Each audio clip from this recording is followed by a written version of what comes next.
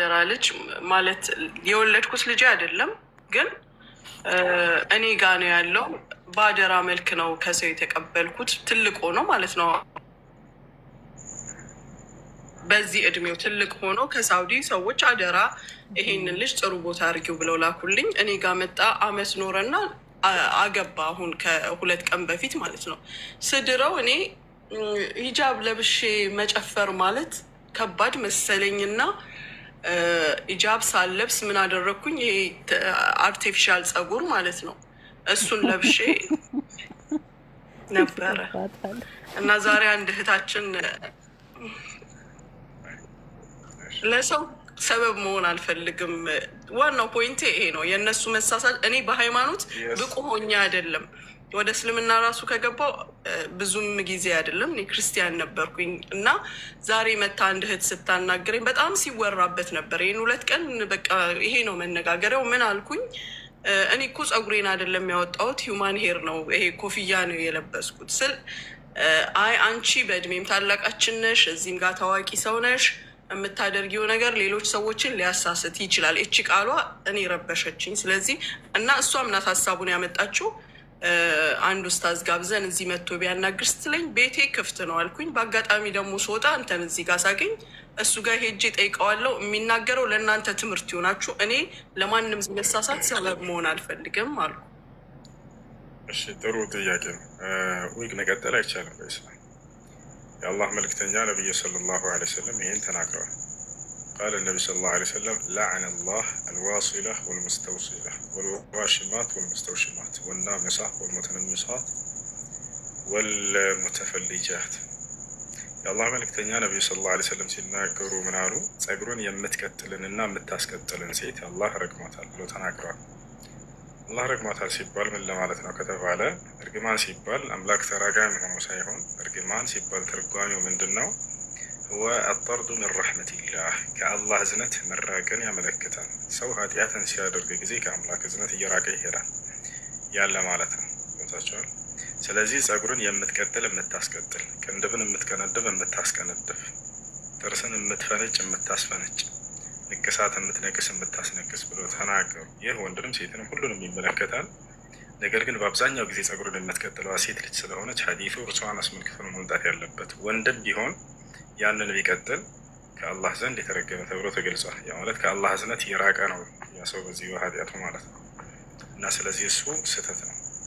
ሌላው ነገር በሰርግ ቦታዎች በምትሄዱ ጊዜ ሸሪያን ያልጠበቁ ኢስላምን ያልጠበቁ የሰርግ አይነቶች ከሆነ በዛ ቦታ ላይ ባትሳተፉ። ለምሳሌ ሙዚቃ የሚከፈትበት ከሆነ ጭፈራ የሚጨፈርበት ቦታ ከሆነ አይደለም ሙስሊም ሊጨፍር የሚጨፈርበትና ሙዚቃ የሚከፈትበት ቦታ ከሆነ አይገኝም።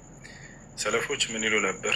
ሰርግ ሲጠሯቸው ጊዜ በዚያ ቦታ ላይ የሐራም ግብዣ ከተደረገበት በፍጹም አንገኝም ብለው ያሳውቁ ነበር። ቀድሞ ያቸው ሙዚቃ የምትሰሙበትና የምታዳምጡባቸው ጭራሽ ሙዚቃዎችን ሰምታቸው የምትጨፍሩባቸው ከሆነ ይሄ ስህተት ነው። ነቢያችን ሰለላሁ ዐለይሂ ወሰለም ሐዲስ ላይ ሲናገሩ ምን አሉ? ለየኩነነ ሚን ኡመቲ አቅዋሙን የስተሂሉነ አልሒረ ወልሐሪር ወልኸምረ ወልመዓዚፍ አሉ። አልመዓዚፍ ሁወ አላት አለሁ ወልአጋኒ ወልሙዚቃ። ወደፊት ከትውልዶች መካከል ሙዚቃን ወይም የሙዚቃ መሳሪያዎችን ሙዚቃን የሚፈቅዱ ሰዎች ይመጣሉ፣ ይነሳሉ እያሉ ተናግረዋል። ስለዚህ እዚያ ቦታ ላይ አትገኙ፣ ጥሩ አይደለም። እዚያ ቦታ ላይ አትገኙ፣ ጥሩ አይደለም። ያንን በማድረጋችሁ ወደ አላህ ስብሐነ ወተዓላ ንስሐ ልታደርጉ ይገባል። ስለዚህ ሙስሊም አላህ ስብሐነ ወተዓላ ባዘዘው መንገድ ላይ ይሄዳል፣ አላህ ከከለከለው ነገር ይርቃል። ሌላው ነገር አዲስ የሰለሙ ሰዎች ስለ ዲናቸው በደንብ እስኪያውቁ ድረስ አንዳንድ ስህተቶች ላይ ሲወድቁ በምታዩ ጊዜ ግዋ ትበሉባቸው፣ ቀስ ብላቸው እነሱ መምከርና መገሰጽ ነው ያለባቸው። ቦታቸውን በነቢያችን ሰለላሁ ዐለይሂ ወሰለም ጊዜ አንድ ሰው መጣና መስጂድ ውስጥ ገብቶ ሽንቱን ሸና። እውቀት የለውም ይሄ ሰው፣ እውቀቱን አሳ ነበር። መስጂድ እንግዲህ የአምልኮ ስፍራ ነው፣ ሶላት የሚሰገድበት ንጹህ ቦታ ነው። ገብቶ ሲሸና ጊዜ ያ ሰው ነቢያችን ሰለላሁ ዐለይሂ ወሰለም እዚያው ራቅ ብለው ነበሩ። ሰሓቦች በጣም ተቆጥተው ወደ እርሱ ሄዱ ሊመቱት ምናምን። ነቢያችን ሰለላሁ ዐለይሂ ወሰለም ድምፃቸውን ከፍ አድርገው እንዳትነኩት ጫፉን አሉ። ሽንቱንም እስኪጨርስ ድረስ እንዳትናገሩት እንዳትገለምጡት አሉ። ይጨርስና ይዛችሁትን ወደ እኔ አሉ። ከዚያ የሰው ሽንቱን ጨረሰ። ከዚያ በኋላ ይዘውት መጡ ወደ ነብዩ ሰለላሁ ዐለይሂ ወሰለም ጋር። ይዘውት ከመጡ በኋላ ሰው ተሰባስቧል። ከዛ ነቢያችን ሰለላሁ ዐለይሂ ወሰለም ይሄን ሰው መገሰጥ ጀመሩ። ምን አሉት? ሀዛ ቤቱላህ አሉት። ይህ የአላህ ቤት ነው፣ ቤት አምልኮ ነው አሉት።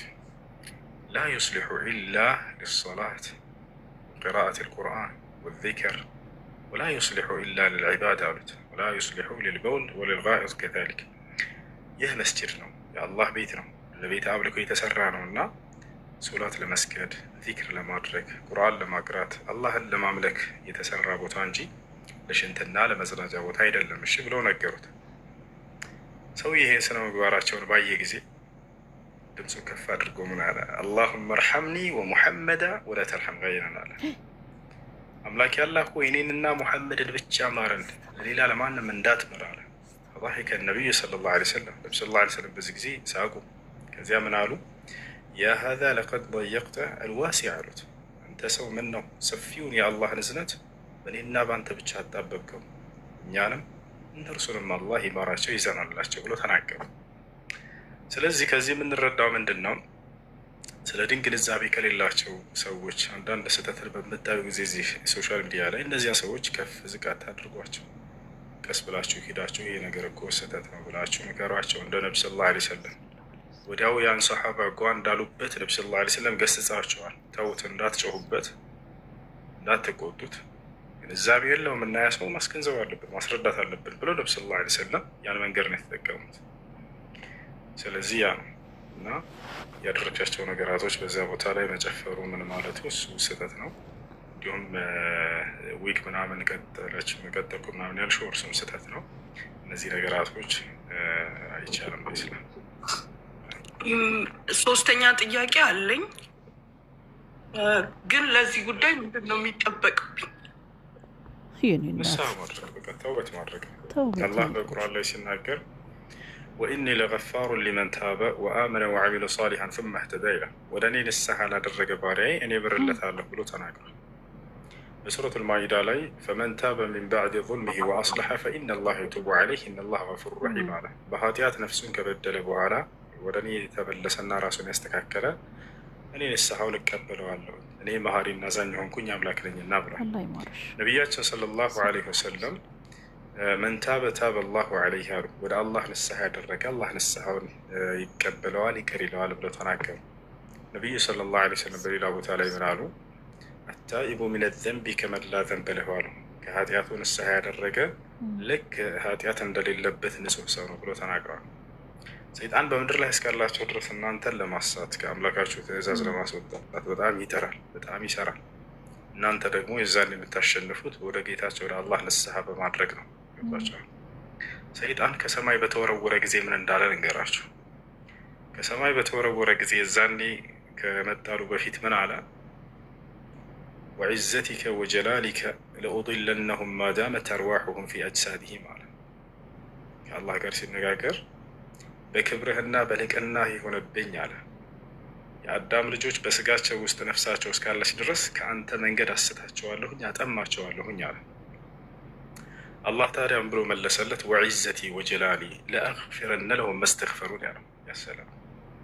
እኔ ደግሞ በክብሬና በልቅና የሆነብኝ አንተ ከእኔ መንገድ ኃጢአት አሰርተህ ብታስታቸውን ብታስወጣቸውን ወደ እኔ ንስሐ እስካደረጉ ድረስና ምህረትን እስከተማጸኑ ድረስ እኔ ምርላቸዋለሁኝ ይቅርልላቸዋለሁኝ። ይህን እንዳትረሱ ሁሌ ስህተት ላይ ከወደቃችሁ እና አላህ ስብሐነሁ ወተዓላ እርሱ በምህረቱ እንደሚቀበላችሁ በይቅርታው እንደሚቀበላችሁ ታውቁ ይገባል። ስለዚህ ከአንቺ የሚጠበቀው ንስሐ ማድረግ ወደ አላህ ስብሐነሁ ወተዓላ መመለስ ነው።